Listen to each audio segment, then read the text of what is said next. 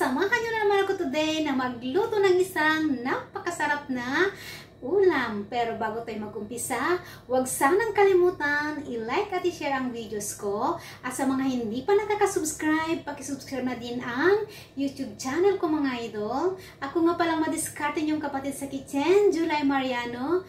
And welcome again sa aking YouTube channel, OFW Diskarte Cooking Ideas. Today, naisipan kong magluto na naman ng isang uri ng ulam na may twist mga lodi. Ayan, samahan niyo akong mag-prepare at magluto na tayo. Let's go! Simpleng gulay mga idol. Ayan, lagyan natin ng twist. I-adobo natin yan sa belly pork mga lods. Ayan, igigisa natin siya sa bawang at sibuyas at maglalagay tayo ng sili para may konting kick mga lodi at yung panggarnish natin mamaya ng spring onion at titimplan natin siya sa sugar, black pepper, soy sauce, suka at yung panggisa natin na cooking oil mga lods. Ayan, nahugasan ko na lahat yan at samahan nyo na lang akong mag-prepare mga lodi at magluto na tayo ng isang simpleng napakasarap na ulam mga lods. Ayan mga lodi, unahin natin yung bawang mga lods. I-mince lang natin mga lodi. Ayan, mince lang natin ng konti. Then, iset aside din. Set aside natin. Ayan mga lods, next is yung sibuyas. Magagay ko ng sibuyas mga lods kasi pampasarap yan sa luluto natin mga lodi. The more the ingredients, mas masarap ang lulutuin nating ulam mga lods. Kaya yan. Ayan mga lods, sinasad muna natin. And then next is yung sili. Ito, optional lang ito mga lodi. Mahilig kasi ako sa medyo maanghang na ulam kaya maglalagay ako ng red chili. Pero nasa inyo na yan kung maglagay ka o hindi mga idol. Ayan, iset aside din natin. Ayan mga lods. Next is yung pang-garnish natin mga lodi. Optional din ito mga lods. Kung gusto nyo pagandahin ang niluluto nyo, mag-isip lang kayo mga lods kung paano. Ayan. Garnish natin mamaya mga lods. Para presentable yung luto natin. Ayan. Nag-set aside lang natin yung lodi. Gagamitin natin mamaya after nating maluto yung ulam. Next is yung talong natin mga lods. Ayan, dalawang talong mga lodi kasi pag naluto yan, nalitin yan mga lods. Ayan, hatiin natin into 4 mga lodi. And then, ayan, 3 slice lang mga lods. Huwag ko na, hindi ko na ibabad sa tubig kasi saglit lang yan mga lodi. Para hindi siya ma-water. Mamaya pag iprito natin mga lods. Iprito muna natin yung talong mga lodi and then ilalagay natin at iluto muna natin yung belly pork mga lods. Ayan mga lod. Then ganito rin ang gawin natin sa isa pang talong. Yan mga lodi, next is yung belly pork natin mga lods. Ayan. Para mabilis siyang maluto mga lodi, i-slice lang natin ng maninipis mga lods. Ayan, ganyan lang siya. Ayan mga lodi. May buto mga lods, alisin ko lang yung buto ng belly pork. Ayan. I-slice lang natin para mabilis maluto mga lodi yung ating belly pork na pampasarap sa adobong talong mga lods. Ayan, tanggalin ko ito mga lodi, matigas yan. Ayan mga lodi, pag gusto nyo pakainin ng gulay yung mga anak nyo, lagyan nyo ng twist yung mga niluluto nyo. Siguradong kakainin nila yan mga lods, pati yung gulay.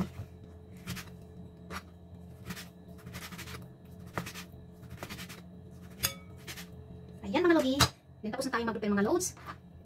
Yan yung ating belly pork, then samahan nyo na akong magluto mga lodi. Ayan mga lods, magluto na tayo at iprito muna natin yung ating talong.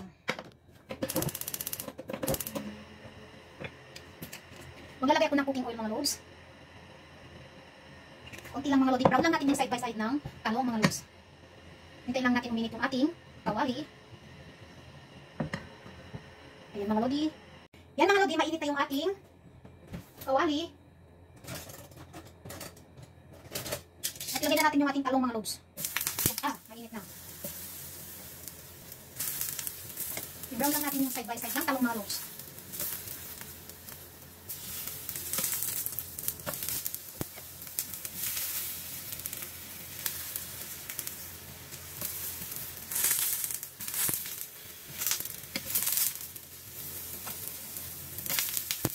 Pag na-brown na yan, balik rin natin mga logs para brown din yung other side. Ayan, saglit lang mga logs. Kasi i-adobo rin natin yung mamaya. Ayan, hintayin natin mag-brown mga lods. Then, ibalik rin natin. Check natin mga lodi. Ayan, okay na yan mga lods.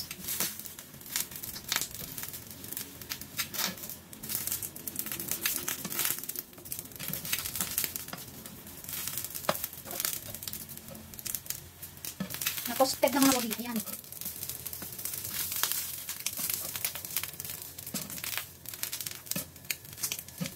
Brown din natin yung other side, then okay na yan mga lodi.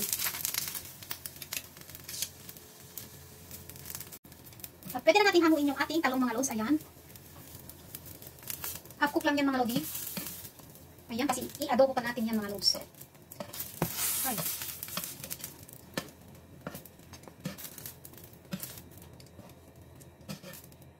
Ayan mga lodi, then iset aside muna natin at lutuin natin yung iba pa mga lods. Ayan mga lodi, naprito ko na lahat. Ayan, tignan nyo, hindi siya masyadong oily kasi hindi ako naglagay ng napakaraming oil mga loads. Ayan, umpisa na nating mag-adobo. Ayan mga idol, maglagay ulit ako ng konting mantika para sa ating belly pork mga loads. Ayan, konti lang.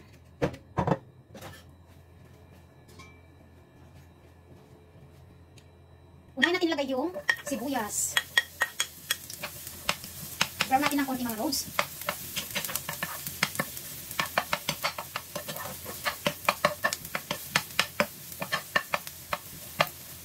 Pwede ko nang ilagay yung bawang.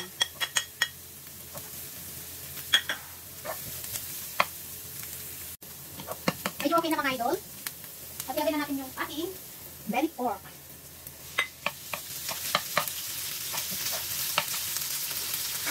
Brown lang natin mabuti mga loads. Then maglagay tayo ng konting water at soy sauce para maluto mabuti yung ating belly pork. Di ba mga loads at siniwa ko lang yan ng malinis. Mabilis lang yung maluto. Brown lang natin yung ating karne.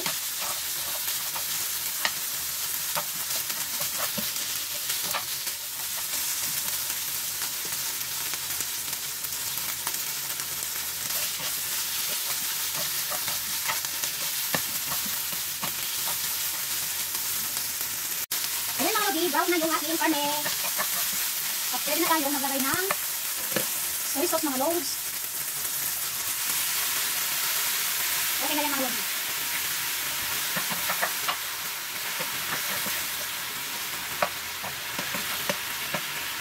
So diba mga loads, adobong talong with belly pork. So yummy!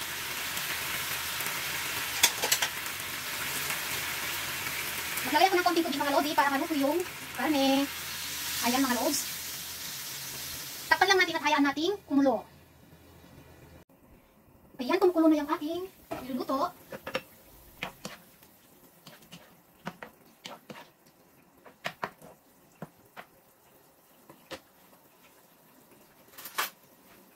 Pwede na tayo maglagay ng sugar para kumapit yung lasa mga loads. Ayan.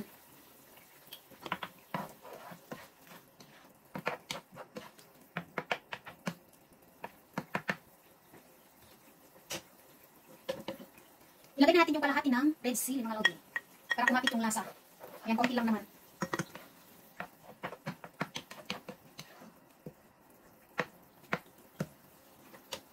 Ayan mga lodi, tapan lang natin at ayan natin, kumunti yung tubig, then ilagay na natin yung talong mga lodi.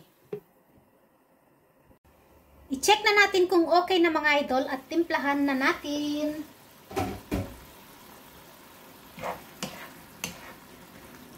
Ayan.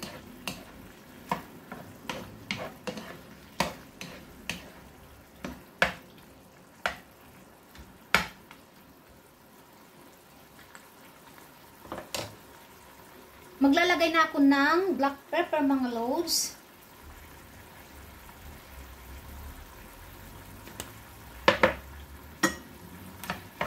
Ihalo lang natin at timplahan na natin mga lodi kung masarap na nga ba o kung luto na yung karne mga loads.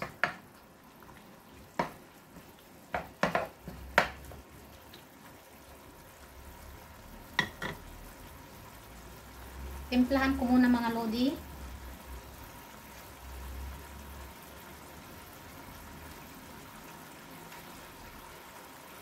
Kulang ng asukal mga lods. Dagdagan ko ng konting sugar. Ayan mga lodi.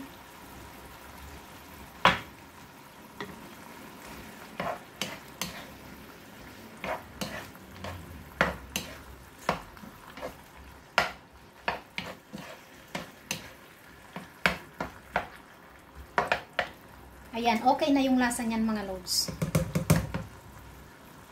Then tikman natin yung pork kung okay na.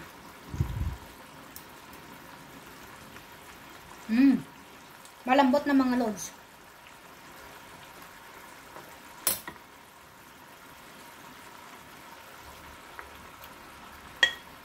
Lagay ko na yung silinas mga lodi. At ihalo na natin yung ating talong mga loads.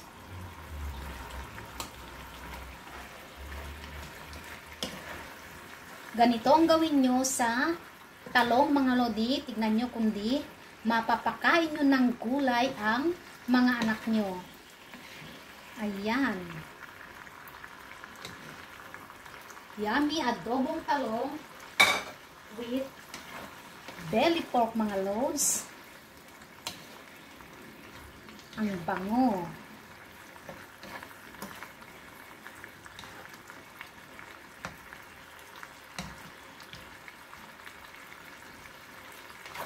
Ayan mga lodi, iluto lang natin saglit yung talong kasi hindi ganong luto yan para malutong mabuti mga loads. Ihalo natin yung kalahating spring onion para mas lalong masarap yung niluluto natin mga loads. Ayan.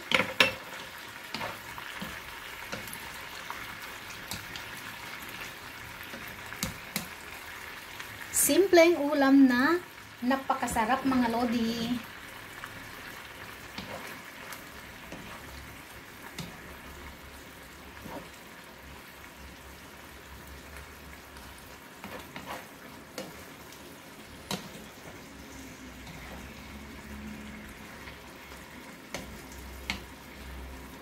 Ang sarap ng adobong talong na ginawa ko mga loads. Ayan, iluto lang natin saglit yung talong mga lodi. Para maluto siyang mabuti. Pakulo lang natin siya saglit.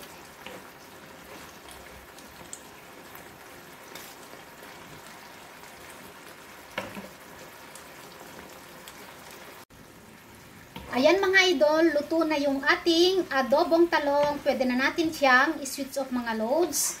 Ay, ang sarap mga lodi. Yummy!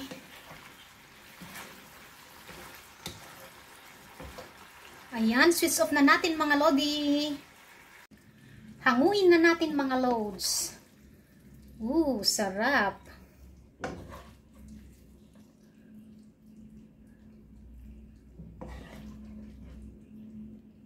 Ayan mga loads.